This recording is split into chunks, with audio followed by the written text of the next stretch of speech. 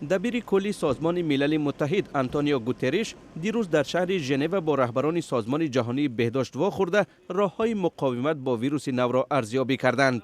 در پی ملاقات دبیر کلی سازمان ملل متحد گفت هنوز هم امکانی زیر نظارت درآوردن بیماری وجود دارد تا از پیامد وزنی آن به وضع بهداشت و اقتصاد سراسری جلوگیری به عمل آید.